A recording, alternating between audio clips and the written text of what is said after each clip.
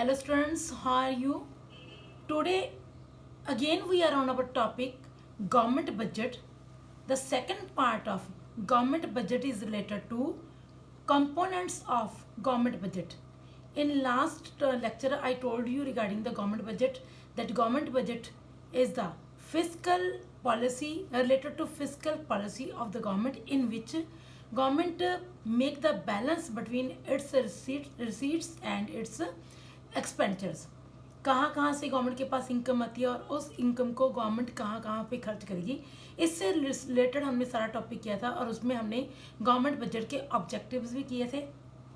और उन ऑब्जेक्टिव में ये मेन यही था कि जीडीपी ग्रोथ को कैसे इंक्रीज किया जा सके, how to create the regional balanceness in the economy, how to create the stability in the economy, how to create the employment opportunities in the economy. So those all the objectives were related to the welfare of an economy. And today we are on our topic structure of the budget or components of the budget, in which we come to know about the government receipts and government expenditure. So we divided it in two parts. One is budget receipts and other is budget expenditure. Budget receipts increase all those ways from where the government can create its income. कहाँ कहाँ से government के पास पैसे आएंगे. और इन budget expenditure इसमें ये होगा कि गवर्नमेंट कहाँ कहाँ पे कैसे कैसे तरीके से एक्सपेंडिचर्स करेगी और गवर्नमेंट के मेन एक्सपेंसेस कहाँ कहाँ पे होने हैं related to this. First of all we are on the budget receipts, मतलब कि it includes revenue receipts and capital receipts. Revenue receipts means to say one-sided receipts of the government. Government की income जहाँ पे it creates no liability and it doesn't reduce any assets. For example, मैं बड़ी इसकी example देके आपको बताती हूँ कि मान लो गवर्नमेंट ने लोगों से टैक्सेस लिए. अब टैक्सेस के थ्रू गवर्नमेंट के पास रेवेन्यू आई, पर बदले में गवर्नमेंट ने किसी को कुछ भी नहीं देना. ये one sided income of the government है. टैक्स, नॉन टैक्स रिसीट्स, ये दो तरह की इनकम है जिनमें गवर्नमेंट की ना तो कोई लाइबिलिटी क्रिएट होती है, ना ही गवर्नमेंट के एसेट्स में कोई रिडक्शन होती है. बदले में गवर्नमेंट ने लोगों को कुछ नहीं देना होता. So these receipts doesn't create any corresponding liability for the government. If government take the tax from impose the taxes on the public, it will create no liability for the government because that is unilateral or one-sided compulsory payment to the government.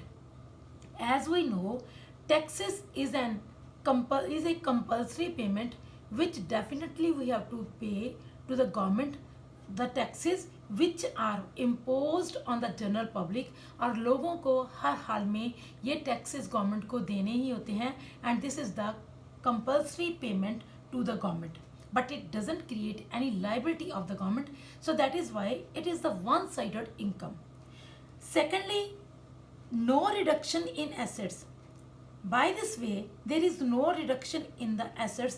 ये ज़्यादा जो proper clear है बेटे वो capital receipts में आपके पास ज़्यादा clear होएगा, क्योंकि सेकंड जो है that is the capital receipts.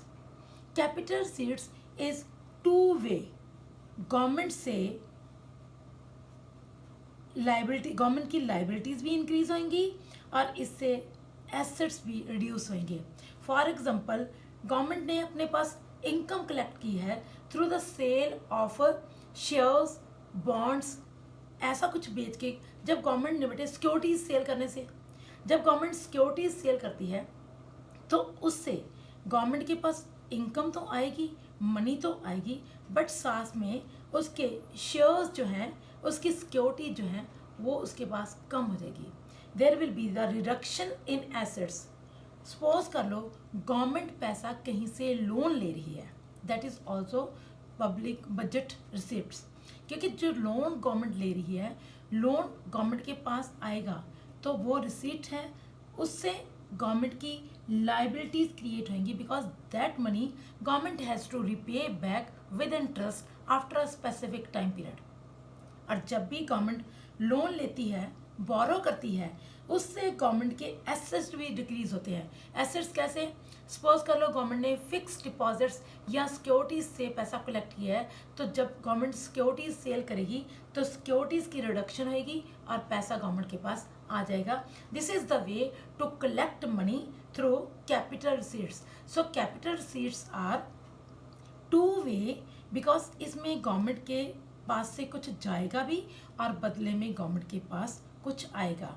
जो गवर्नमेंट के पास आएगा that will create the liabilities, because that we government has to pay back after a specific time period and with interest. ठीक है। और अगर गवर्नमेंट ने शेयर सेल किए हैं मार्केट में गवर्नमेंट के, या डिसइन्वेस्टमेंट की है, तो उससे भी क्या होगा? डिसइन्वेस्टमेंट मीन्स उससे सेल ऑफ गवर्नमेंट प्रॉपर्टी।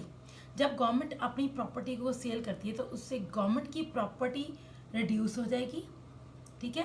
और वैसे भी ये टू वे है, इसमें मतलब कि रिसीट्स एंड पेमेंट्स दोनों तरह से रिलेटेड है। रेवेन्यू रिसीट्स जहाँ पे गवर्नमेंट का मनी रिसीट है which don't create any liability for the government, not reduction in the asset, but capital receipt जो है that will cause increase in liabilities and decrease in assets. Now I am again on the my revenue receipt. Revenue receipts में हमारे पास taxes आते हैं बेटे। इसमें हमारे पास tax and non tax, tax and non tax, these are the two sources of the government income. ठीक है। The first are taxes. Taxes, earlier I told you that it is the compulsory payment to the government by the household sector. The taxes imposed on public is definitely paid by public to the government, क्योंकि ये government के पास हर हाल में पहुंचनी चाहिए।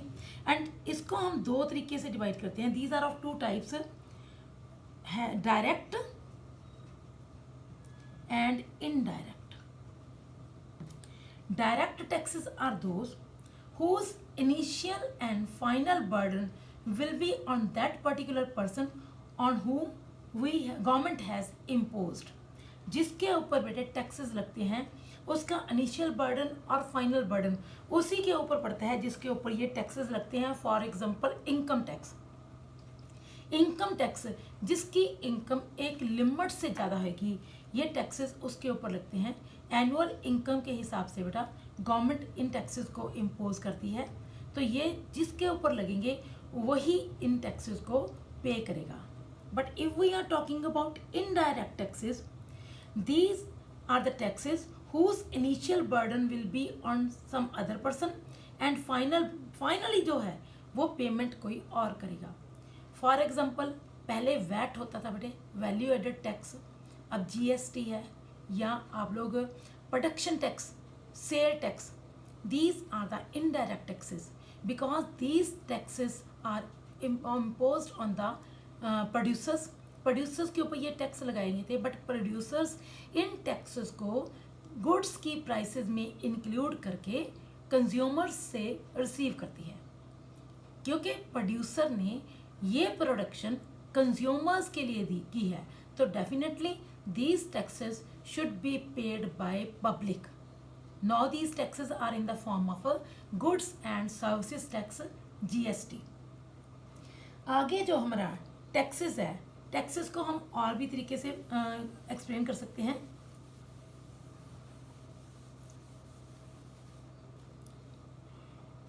One is progressive tax. Progressive taxes are those which progress with increase in income. Income tax. जैसे जैसे income increase होती है, these taxes will increase with increase in income. For example, income tax. Income taxes are progressive taxes. Tax is said to be progressive when the rate of tax increases with the increase in income. As income of a person increases, these taxes will increase continuously. Second, regressive. These taxes are not related to there is the opposite relationship between tax burden, real tax burden. This is related to real tax burden कि इसका tax burden ज़्यादा किसके ऊपर पड़ेगा. For example अगर हम लोग देखें, कई बार बड़े गवर्नमेंट प्रोपोर्शनल टैक्सेस लगा देती है, जैसे 10% टैक्सेस हैं. हाँ, आपकी इनकम का 10% यू हैव टू पे in the form of taxes. तो naturally if a person is having 1 lakh income, naturally 1 lakh का 10% कितना हो गया आपके पास, over 100, that is equal to 1000 rupees, 10,000 rupees, sorry. And if a person is having 10,000 rupees income और उसका 10% देखिए, that is 1000 rupees. Obviously देखो, जिसकी इनकम 1 लाख है उसके ऊपर अगर 10,000 का बर्डन पड़ता है, वो बर्डन उतना नहीं है जिसकी इनकम 10,000 रुपीज़ है, अगर उसके ऊपर 1000 टैक्स लगता है तो इसके ऊपर बर्डन जो है that is more than this person. So this is negative effect. This is it calculates the real burden of the tax because its exact burden on the poor people is more than the richer section. A tax is said to be regressive when it causes greater real burden on poor than a richer person. So that is why it is in this form. The next is VAT. VAT, that is value added tax और add volume tax, कुछ भी बोल सकते हो, ठीक है. This tax will be on the each and every value addition. जिस producer ने सपोज कर लो 1000 रुपये की प्रोडक्शन की है, ठीक है, और उसने 100 रुपीज़ इंटरमीडिएट कॉस्ट पे की है, this is value of output minus intermediate cost. The difference between value of output and intermediate cost, that is known as value addition. ठीक है. जब भी बेटा कोई प्रोड्यूसर प्रोडक्शन करता है तो उसकी हर वैल्यू एडिशन पे जो टैक्स लगता है that is the VAT. For example आपने क्लॉथ प्रोड्यूस किया है, for that purpose you have purchased 100 rupees raw material, that is thread, and cloth made is of 1000 rupees, then your tax will be on 900. and cloth से suppose कर लो shirt बनाने वाले producer ने 20,000 की shirts बनाई हैं, बट उसने raw material purchase किया था of 1000 rupees. The taxes will be on 19,000 rupees, not on 20,000 rupees. This is the value added tax. ठीक है. Value added tax is an indirect tax which is imposed on each and every value addition at every stage of the production.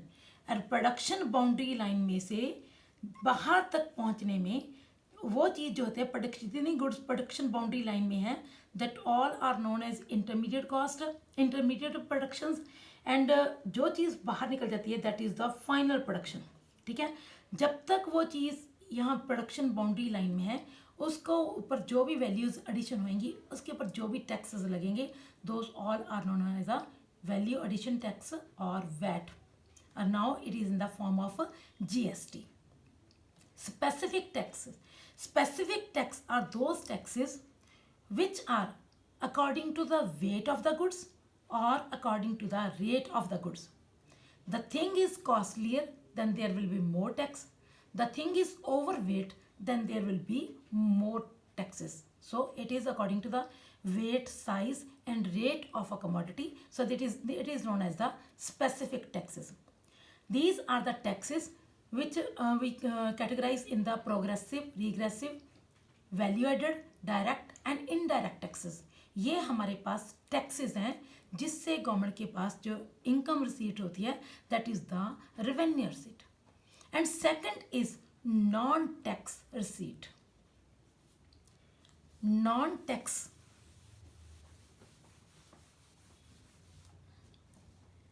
Non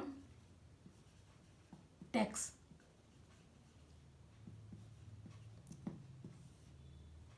जो taxes नहीं है बेटे but government के पास income आता है, that is related to fees. Fees, आपने कोई land registration करवानी है, बर्थ डेथ रेट रजिस्टर करवाना है, तो उसके ऊपर पासपोर्ट बनवाना है, तो उसके ऊपर जो फीस लगती है that is the fees which is paid to the government. And it is to be noted that the fee is अब not a payment for the commercial services, but ये एडमिनिस्ट्रेटिव एंड जुडिशियल सर्विसेज के लिए हम लोग पे करते हैं. ठीक है. फीस के बाद next is fine. Fine, red light cross कर ली तो फाइन है. ठीक है. Breaking the laws, the fines are for breaking the laws. Bike पे ट्रिपल लोग जा रहे हैं तो उसके लिए आपको फाइन है. और जितने भी आप लोग देखते हो चलान वगैरह काटते हैं बेटे, वो सारे फाइन्स होते हैं. The next is escheat. Escheat, suppose कर लो किसी पर्सन की डेथ हो गई है और उसका कोई भी नोन टू नहीं है, ब्लड रिलेशन में उसका कोई भी नहीं है. ठीक है. तो उसकी property after a specific time, because पहले गवर्नमेंट वेट करेगी बेटा, कोई लीगल हायर आएगा उसका. अगर कोई उसका लीगल हायर नहीं आया तो that property will go to the government, that is known as a escheat. Escheat refers to that income of the state which arises out of the property left by a people without any legal hire. जिसका कोई भी वाली वारस नहीं होता, तो उसकी जो प्रॉपर्टी है that will go to government but after a specific time, after proper wait. ठीक है. नेक्स्ट बेटे आपके पास आता है income from public enterprises.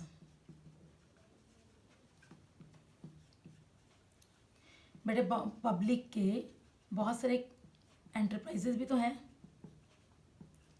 Government railway है, आप देख ही रहे हो रेलवे से कितनी इनकम निकलती है.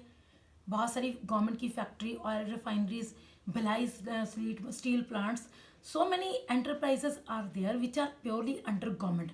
और गवर्नमेंट उनसे जो इनकम गेन करती है that is also part of budget receipt. ठीक है, रेवेन्यू रिसीट.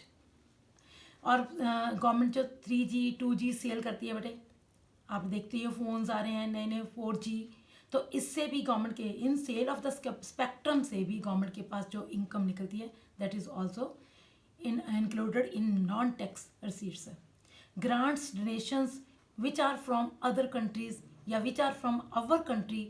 हमारे कंट्री के लोग भी बहुत सारे लोग जो डोनेशंस वगैरह देते हैं, जैसे अभी कोरोना की प्रॉब्लम चल रही है तो उस टाइम पे बहुत सारे एक्टर्स ने, बड़े बड़े इंडस्ट्रियलिस्ट ने गवर्नमेंट को डोनेशंस दी हैं, तो those all donations are non tax receipt of the government. So these are budgetary receipts. उसमें कंपोनेंट रेवेन्यू रिसीट के अंडर जी आती हैं. और कैपिटल रिसीट का मैंने जैसे आपको बताया है that will create the liabilities for the government because that is the two way income. तो उसके बदले में गवर्नमेंट को कुछ देना भी पड़ेगा. ठीक है. सपोज कर लो गवर्नमेंट ने लोन लेना है कहीं से, तो लोन लेने के लिए कोई ना कोई मॉर्टगेज या सिक्योरिटी गवर्नमेंट किसी जहाँ से लोन लेगी वहाँ पे डिपॉजिट करवाना पड़ेगा.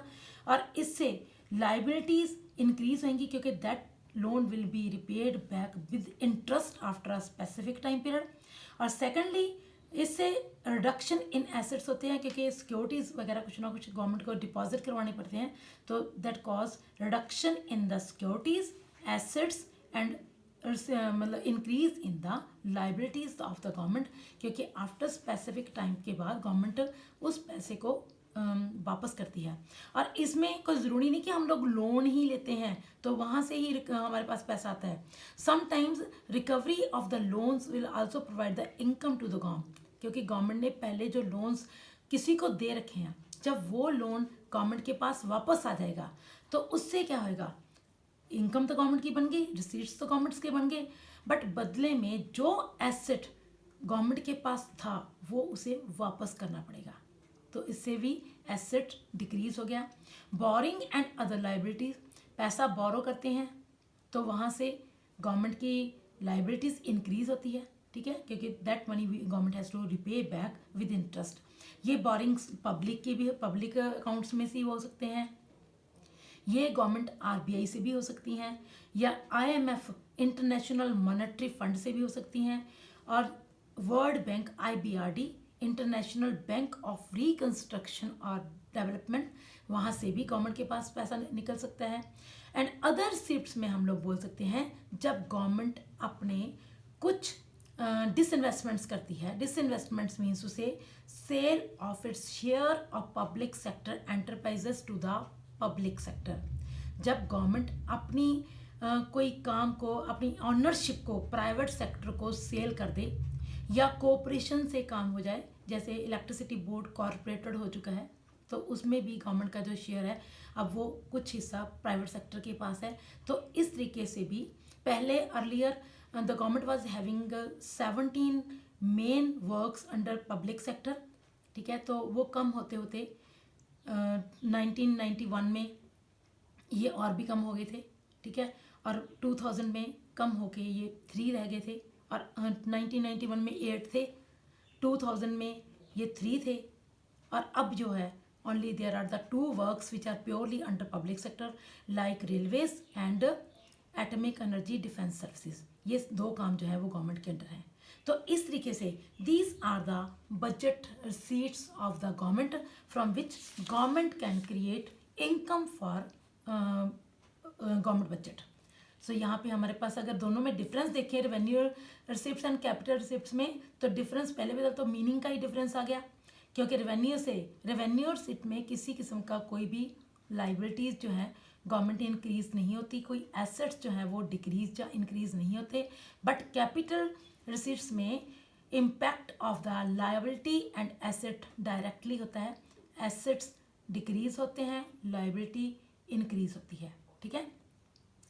और वैसे भी देखा जाए तो रेवेन्यू रिसीट्स हैं ये don't leave any burden on the future generation, क्योंकि उसमें गवर्नमेंट ने लोगों से टैक्सेस लिए हैं और उनको अपने ज़रूरत के अकॉर्डिंग गवर्नमेंट ने यूज़ किया है। बट अगर हम कैपिटल रिसिप्ट्स की बात करें तो उसका बर्डन फ्यूचर जनरेशन के ऊपर पड़ता है। क्यों? क्योंकि गवर्नमेंट ने लोन लिया है आज, तो उसको रीपे बैक करना है फ्यूचर में। जब उसको रीपे बैक करने का टाइम आएगा तो गवर्नमेंट उस टाइम पे government will impose new taxes on the future generation to give it back. जहाँ से पैसा लोन लिया है उसे वापस करने के लिए फ्यूचर जनरेशन के ऊपर इसका बर्डन पड़ेगा, क्योंकि लोन रीपे करने के लिए गवर्नमेंट को जो पैसा है वो फ्यूचर जनरेशन से गवर्नमेंट कलेक्ट करेगी।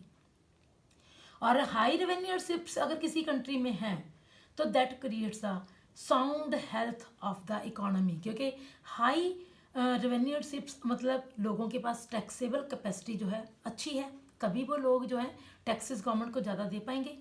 अगर गवर्नमेंट लोगों की टैक्सेबल कैपेसिटी ही नहीं होगी तो रेवेन्यू रिसिप्ट्स गवर्नमेंट कहाँ से कर पाएगी। It means that shows the sound financial health of the economy. अगर कैपिटल रिसीट्स ज़्यादा हैं, बोरिंग ज़्यादा है, या गवर्नमेंट बार बार डिसइन्वेस्टमेंट करती जा रही है, that shows the poor financial health of the economy. इसका मतलब गवर्नमेंट के पास रेवेन्यू रिसीट्स से इतनी इनकम नहीं निकल पा रही कि उसे लोन लेने पड़ रहे हैं और उसे वापस करने के लिए डिसइन्वेस्टमेंट्स का सहारा लेना पड़ रहा है। जब फ्यूचर जनरेशन के ऊपर ज़्यादा बर्डन डाल के नए नए टैक्सेस डाल के उस पेमेंट उस लोन्स को रीपे करना पड़ रहा है, so that causes many problems for the economy, that shows the poor health of an economy. So this is related to budget receipt. This all are the components under budget receipt, that are taxes and non-taxes both. So आगे का जो topic है that is related to budget expenditure, वो हम हमारे next lecture में करेंगे। आज के लिए इतना ही काफ़ी है, इसे प्रॉपर तरीके से लर्न कर लेना, क्योंकि बजट रिसीट जो हमने किया है बिल्कुल सेम वैसे ही हमारे पास बजट एक्सपेंडिचर भी है, उसमें भी हम लोग यही करेंगे। सो पहले इसको अच्छे तरीके से आप लर्न कर लेना, ठीक है। Thank you and God bless us all.